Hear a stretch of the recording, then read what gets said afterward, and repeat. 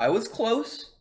I was close to actually being upset at Eden Zero. I was a little bit upset for like a good second, and why that is, I'll go over because like obviously I'm going to talk about why it didn't happen. And why I'm pretty happy. So the last chapter ended. We got some nice like explanation on like a little bit extra detail on Ether Gear.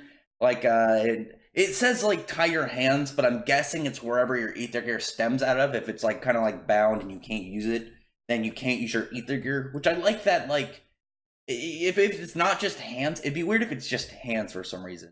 But I like the fact that it's like it'd be easy to both restrict someone with ether gear, but also if you have ether gear to get out. Because imagine like if you just tie someone up with ether gear and it's like, well, luckily I brought this knife because if all you can do is tie them up, you're not going to go through like absurd excessive measures to secure them. And it would easily catch you by surprise if they're hiding tools to do something. But anyway, once we get to the start of the chapter, you got this, Garrett, and he's fighting Shiki. He's got his whip, and Shiki's moving around, and the guy's like, he can move his whip, because obviously the thing about a whip is, it's unpredictability, it's weird motions. But obviously with Shiki is, his biggest thing is his mobility. He can use, manipulate gravity to fly, run up walls and up on the ceiling and stuff. He goes and he knocks down Garrett. And it's not just that he knocks him down and then he grabs him, throws him, and just like plunges him into the ceiling like Oga Tatsumi style. And I was upset for a second because one thing I was talking about is it's been too much of Shiki beating people. He's been wrecking a lot of people. And obviously, I've talked about like Hiroshima especially. Like a lot of manga has like an introductionary period rather, where the whole point you're not just supposed to get like all the crazy battles and like a lot of like the more wild stuff you'll get in like the later arcs where you're actually like you're a little bit more centered on like, oh man, how's this fight gonna go, what's gonna happen at this part, which character's gonna come in where. It's much more in those like introductory parts, especially Hiroshima. If you read Fairy Tail and Wraith Master, like that has a similar tone as like start of Rave and of Eden Zero up to like the previous arc when they're in Digitalis. This arc feels different, and that's why I was a little bit upset when I thought Garrett was defeated. I'm happy that he wasn't, because I was like, God damn it, this guy I thought was cool, and Shiki beat him again. Because we got that with Jamilov. Jamilov seemed like he was going to be that character where it's like he's the first challenge, but we know he was only powerful because he was cheating, which again, that made sense, and what we found out about him. But you had a funny part where Shiki actually ties his hands up because he wanted to see, the if that actually stopped his ether gear. Again, I'm hoping like we get a little bit more explanation of if it's just like if you covered up the area or bound it, like if you put like I imagine like tying up Justice, like putting like a bandages over his eyes or something so he can't see. Maybe that's what would restrict his. But then Garrett, you see him kind of like push his head like out of that hole in the ceiling when they're talking, and he's bleeding, but he's still seemingly okay, and I was happy about that. Because this means that this character isn't just going to be another throwaway. He's not just another guy that they're going to beat up super easy. I don't expect him to win, but I want him to give him a fight. I want to see like the characters get pushed. That's obviously running to a point. You can still love a character, but after a while, if they're just steamrolling people like over and over and over and over again, it's just like it starts to get a little stale. But I think that over excessive beating was the point of you to get that mindset with Garrett, and then this kind of like him looking in this defeated state and just coming like pushing his head like out of the hole in the ceiling. I guess would it still be pushing? I don't know, pulling his head out of the hole in the ceiling, and he's just like, yeah, Valkyrie, I know that woman. She was pretty good. I had fun with her, and he's just like licking the blood, and we can guess like his design and the whip that he's gonna be into some BDSM stuff. He's gonna be a pretty masochistic dude, so I'm hoping to get some push. I don't expect like it to be like the main character's first like all out fight like where they barely win by the skin of their teeth. I want to see at least a full body ether gear from Homura or Shiki, where we at least get like a flash. Like imagine like he's like, oh, I had to use maybe not like his gravity comet, but an empowered attack. Maybe he doesn't have to get like the marks, like the weird kind of like ether like wings on his head and his hair changes colors. At least that it spreads on his body and he has to put in a good amount of effort. Takes damage, and they're afterwards where they're like, damn, that was actually pretty hard. It needs to happen. And obviously Draken Joe, I feel like he's gonna be Shiki's like big, like he needs to overcome fight, something like when you get that big boss character, because you can look back at a lot of series, you can just throw a rock at a shonen. You can tell, like, just reminiscing the first arcs, just not even reading them, remembering like which characters were actually from as an antagonistic standpoint, which one were actually threatening and impactful versus like which ones were just like I remember them, but it's like they're lucky I remember their character. Like outside of like when you get like a chapter one, like the chapter one kind of first guy they defeat, it's not surprising to remember them only because they're chapter one. But it's like, hey, remember that guy that got one shot in chapter 6 by the main character? It's like, fuck no, I don't. They're irrelevant. I don't need them. But anyway, then we get back to Rebecca, and she's hanging out with that that dude who's showing her around. He actually works with Kurenai.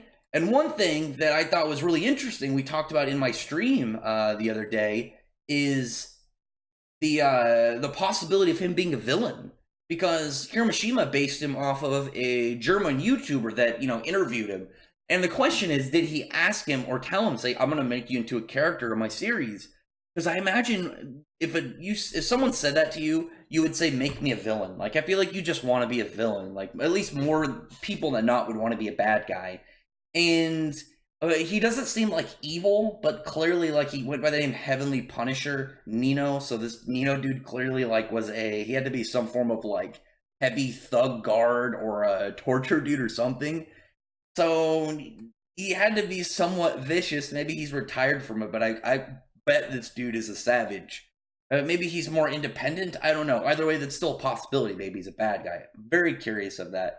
But, then we get past him after he shows Rebecca to get to the slums. And, he's talking about, like, her cosplaying as this character, who actually looks a lot like Angel. I like the little nod at the character. Good stuff. Nice references. And then you get this little bird, like this weird-looking owl flying around. And this new character, Paul, who I guess he is I think, assistant to Valkyrie, or maybe, a student, just remembering. And Rebecca finds him, like, meditating upside down, and he actually can move around by spitting on his head. He's, like, says he's in Zen mode. And he reveals he actually also has ether gear. And his ether gear is he can move things, 10 centimeters or, 4 inches by, American standards. I like to say I prefer inches because I'm American, but a lot of the time I'll say like the metrics because it's usually what's used in manga because it's from Japan, and it just is easier that way. But anyway, and he at first steals Rebecca's B cube, and then like you see a part where it's like obvious, like when you see his hand and like where his hand was and where his hand is, that he stole her panties, and it was a more funny moment to me than lewd. But I also like got into the mindset because like. Just let me skim the rest of the chapter because I want to do more speculation for this this review. But you get a little bit of a vibe from this dude of potential value to anything because he's a student of Valkyrie, so he probably can fight somewhat. He's got an ether gear that I feel it seems like he's only used it for goofy means, but it could easily be useful. Like imagine you have the ability to move things 4 inches, you're fighting another character maybe who has a weapon, you get your hand just close enough, bam, you move their weapon out of their hand. So this is what I was thinking about it, right? And obviously like the next chapter is called Black Rock. It's probably gonna be pretty cool. There's some like reveal he's got like he's got a cube that has is it a maple leaf that's on Amora's clothes that probably is related to Valkyrie? I don't remember that off the top of my head. And there's obviously like some mystery there, and he talks about like the reason why he had to abandon Amora and why he can't leave this planet, or she can't leave this planet. Like I guess the secrets of Valkyrie. But I'm much more interested in this dude's ether gear. Because imagine this. Imagine this is the ether gear that Rebecca gets. Maybe this character dies this arc. I don't know why he would. And my cat literally just jumped up on my keyboard in the middle. Anyway, I don't know if you guys could hear that, but anyway. Imagine that this is what Rebecca gets, because everyone's been like talking about Rebecca getting ether gear. It's being foreshadowed. It's been laid out that she'll get one eventually. But everyone's been going off of like her getting like one that improves her marksmanship. But imagine if she got this, and her whole thing is she becomes like this, like rogue, like bandit gunner. Did you imagine like she's sneaky, like she's very nimble, and she's like disarming people and like shooting them at the same time? I think that would add like an extra like bit to her character instead of just like, hey, you're a marksman, let's make you a better marksman. But instead it's like, hey, let's give you a whole new aspect. Like you're a beekeeper sharpshooter. What if we also made you pretty much like made it a way for you to become like a sneaky bandit or just like a rogue? I guess you wouldn't have to be a thief, but like just again, just like imagine her in the fights, like you have Shiki style, you know, mobility, moving around all over the place. You got more a swordsman. You got Wise and his different machines and whatnot, and then it's like, well, what it's left for Rebecca? It's like, okay, what is Rebecca's thing? Maybe she's gonna be all about like stealth and like trickery and stuff. I think that'd be really cool. I think that would be like a nice little addition to her character that would give her a bonus on top of it. We don't know though. This character could easily become like a part of the Eden Zero crew, would become like a member of the main cast. We don't know.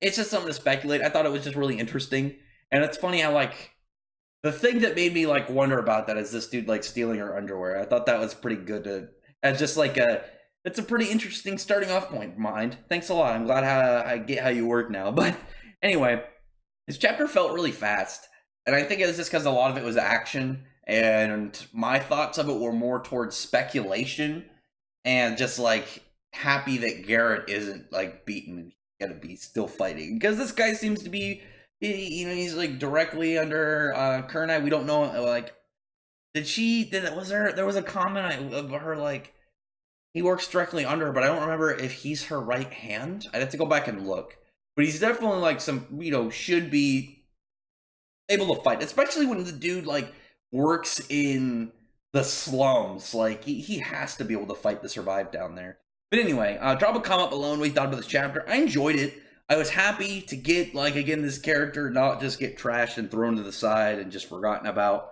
But I'm also happy to get stuff to speculate, because that is cool. I liked being able to, like, speculate of Rebecca's eventual ether gear, and it not just being possibly, it could just be, you know, an upgrade to her guns. It could be, you know, an upgrade to, like, again, something completely unrelated that just gives her a bonus to her skill set. I think that'd be really cool instead of a, like, upgrade to like something she already has, just getting a brand new skill, a brand new kind of like skill tree. You know, if you've played like certain games that have skill trees, I feel like that is pretty easy to figure out. But anyway, drop a comment below what you thought about this chapter. Thumbs up the video, I'd really appreciate it. Prefer the like button and subscribe button, and check out my other videos. Brother, I appreciate everyone who's already subscribed, and thank you all for listening. Bye.